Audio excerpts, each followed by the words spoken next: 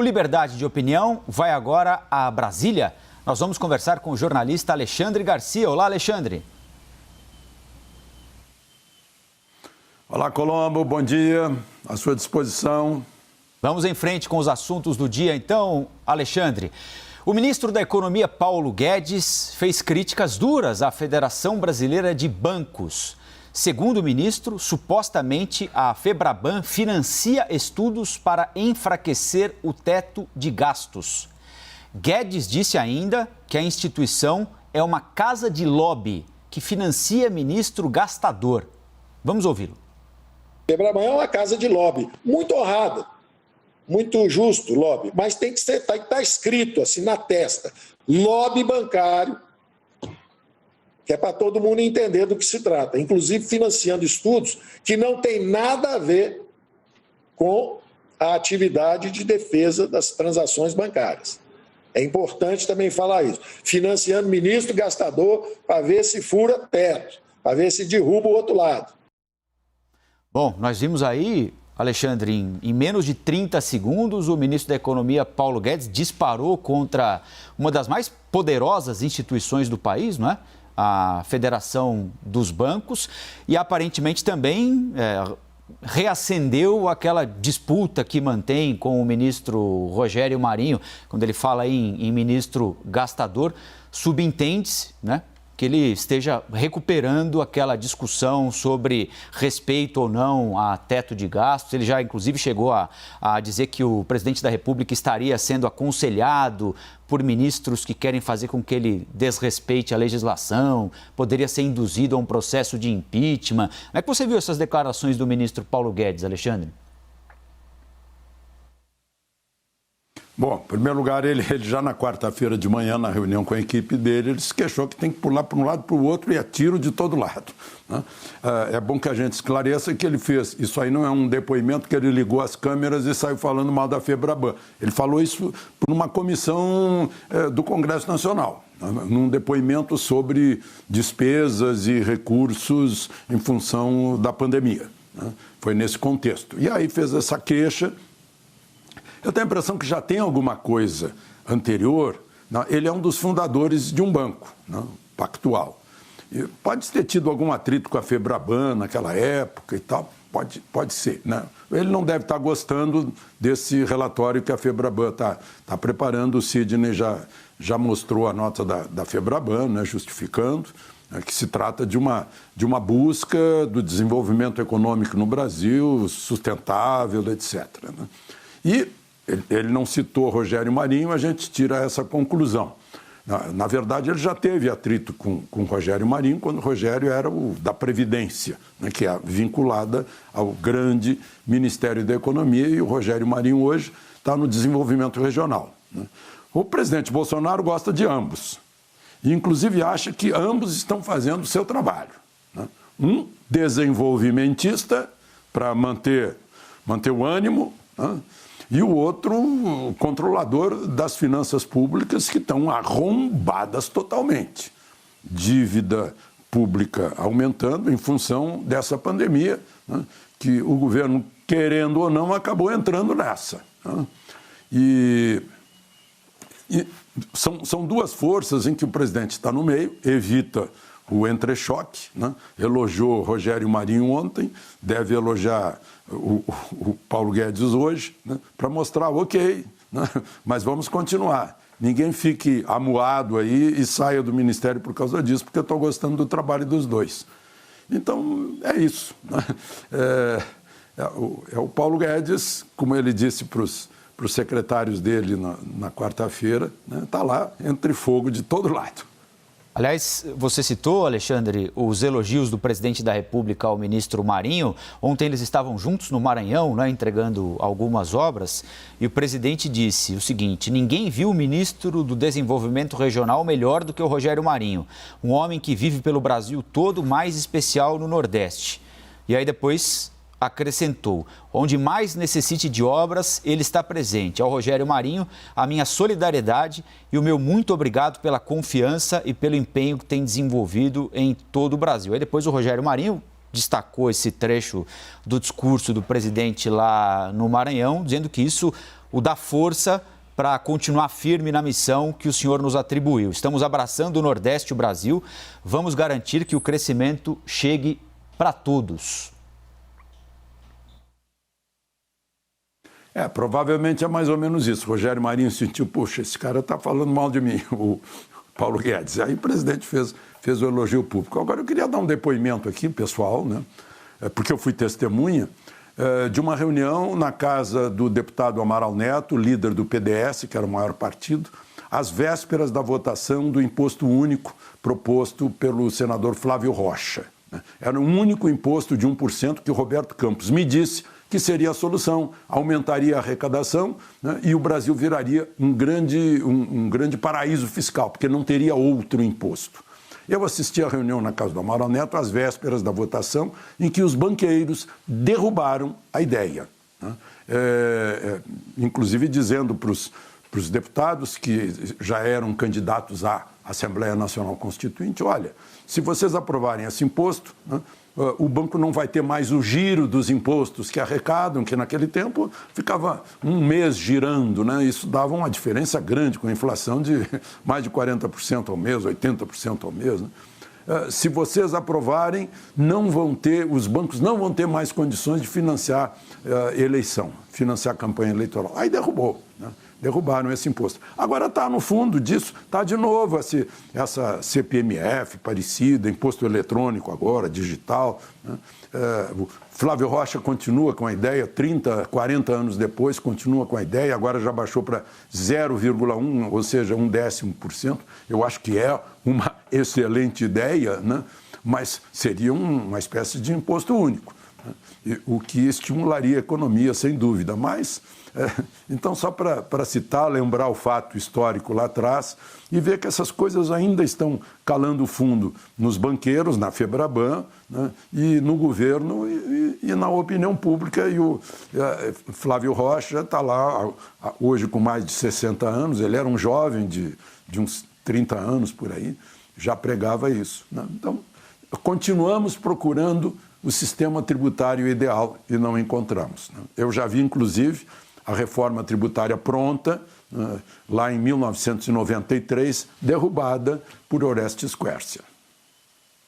Bom, Alexandre, nós falamos ontem aqui, não é? Ainda deu tempo de, inclusive, registrarmos com você no Liberdade de Opinião a resposta do presidente da Câmara dos Deputados, Rodrigo Maia, ao presidente do Banco Central, Roberto Campos Neto. Houve um estranhamento entre eles inicial ali. O presidente da Câmara reclamou de um vazamento, de uma reunião entre eles, o que seria uma reunião sigilosa, né? Mas depois o presidente do Banco Central telefonou para o presidente da Câmara postou uma outra mensagem dizendo que então as coisas estavam restabelecidas, que o vazamento deveria ter ocorrido por uma outra pessoa, um terceiro que estava naquela mesma reunião, que a confiança estava restabelecida. Falamos da história do Nhonho, né, do ministro do Meio Ambiente, Ricardo Salles, com o presidente da Câmara, Rodrigo Maia, também. O ministro Ricardo Salles nega que tenha sido ele o autor daquela mensagem. No final de semana, ou no final da semana passada, houve aquela discussão também em redes sociais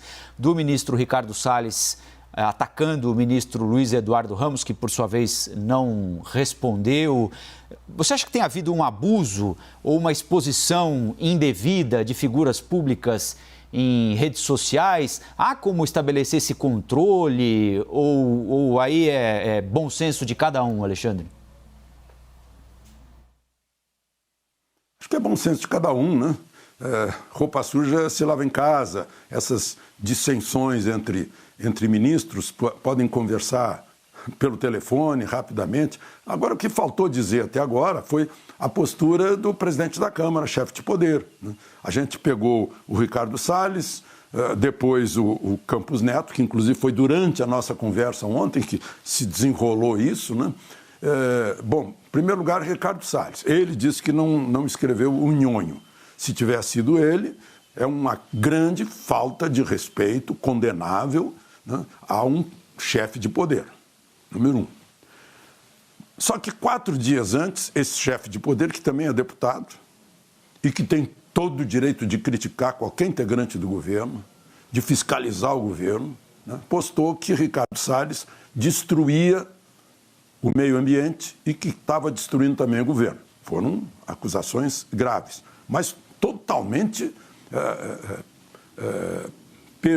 permissíveis ou normais partindo de um deputado.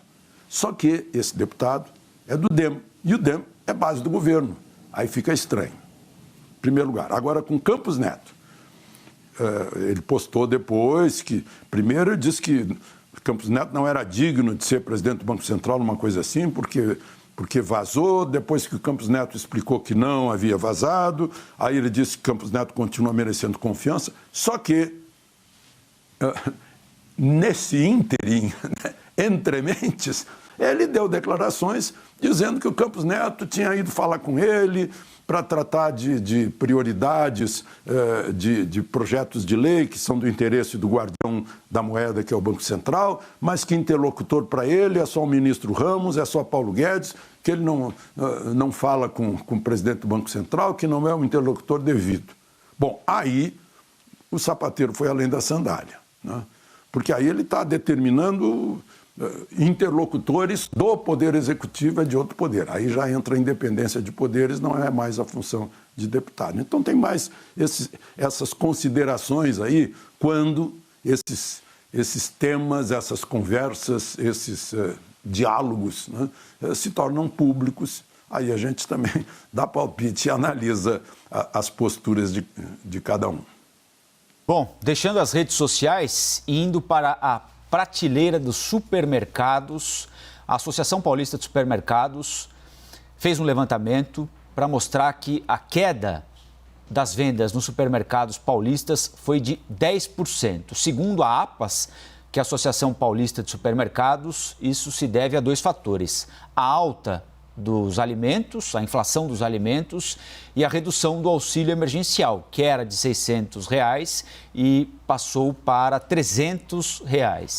Lembro que o programa de transferência de renda do governo, auxílio emergencial, criado para auxiliar brasileiros durante o período de pandemia, deve ser extinto a partir de janeiro. A última parcela paga em dezembro, pelo menos é a posição que prevalece até agora. O Ministério da Economia diz que não há dinheiro para estender o pagamento para o ano que vem.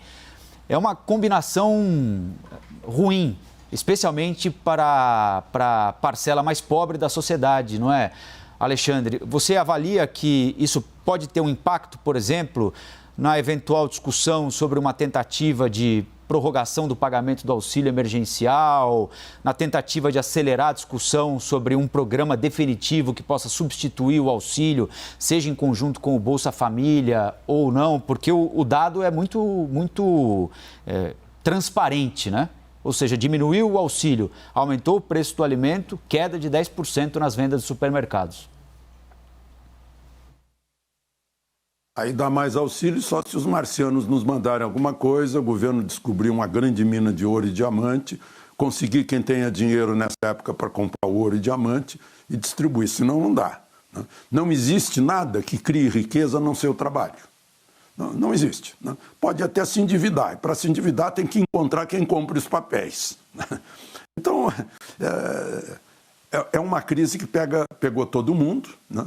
Que foi exagerada durante esse ano, que botaram um medo, pânico na cabeça das pessoas, uma neurose coletiva, né? Se a gente olhar os números de mortos da Covid, vai ver que é menos da metade do número de mortes no ano passado, no mesmo período, de doenças cardíacas e pulmonares, né? Mas, enfim, são números. A gente olha os números e compara, está lá disponível no site dos cartórios. E o ano que vem nós vamos pagar essa conta, né? E não é só o alimento, não. O material de construção. Houve todo mundo, demanda reprimida, puxa, eu tenho que terminar minha casa, eu tenho que terminar minha obra. Saiu todo mundo tocando a obra, né? Aí tem filas, aqui na fábrica de cimento aqui de Brasília, tem fila de 4 quilômetros de caminhão, esperando para botar o cimento está mais caro, tijolo está mais caro, ferro de construção está mais caro, né? O governo anunciou ontem dizendo, olha, vamos abrir, dispensar impostos para importar material de construção para ver se baixa o preço. É lei de mercado, né? Vai tabelar, vai ser o maior fiasco, vai ser um fiasco como o do Plano Cruzado, né? Então, é o custo, foi o custo de parar. Imagine o custo que foi apenas de 11 dias da paralisação dos caminhoneiros lá no governo Temer. Agora imagine agora, que foram meses de paralisação até que se dessem conta. Mês de setembro agora, segundo dados do CAGED, foram 313 mil empregos a mais, né? Eu vi aqui, é impressionante o número de admissões no mês de setembro, 1.379.509 admissões. Aí deduz-se as demissões e ainda estão sobrando 313 mil empregos. Mas pegou serviços, empregou mais, comércio empregou mais e a indústria da construção. Então, o que as pessoas... Eu ouvi o que o Sidney disse, né? Vamos reavaliar nossa economia doméstica. O que a gente pode fazer? Meu avô me dizia, se você der o passo maior que a perna, maior que as calças, vai rasgar as calças, né? Então, é preciso todo mundo ter cuidado. O governo está tendo cuidado. Está tendo cuidado com uma bomba na sua mão. Por isso que o líder do governo, Ricardo Barros, teve a ideia de vamos fazer uma nova Constituição, porque está tudo congelado, não tem nem como o governo ter liberdade de aplicar investimentos que estimulem a economia, porque não sobra, porque o resto é tudo despesa de custeio já carimbada. É um problema seríssimo que nós arranjamos para nós, né? E vamos ter que resolver. Vamos falar de um outro assunto importante, bastante polêmico também, aqui no Liberdade de Opinião. O Supremo Tribunal Federal adiou a conclusão do julgamento sobre revistas íntimas na entrada de presídios. A votação está suspensa por um pedido do ministro Dias Toffoli, que quer mais tempo para analisar o caso. A votação foi suspensa com um placar de 3-1 pela proibição da revista. A polêmica está no questionamento sobre a prática da revista desrespeitar ou não princípios constitucionais de dignidade humana e preservação da intimidade. Alexandre, qual é a sua opinião sobre esse caso que está no Supremo Tribunal Federal? Pois é um dilema entre a segurança do presídio, né, e o respeito à dignidade dos visitantes. É terrível. Está 3-1 no Supremo, né? Aqui em Brasília tem equipamento eletrônico para identificar, né, se percebe algum objeto. Eu nunca vi caso de toque aqui, né?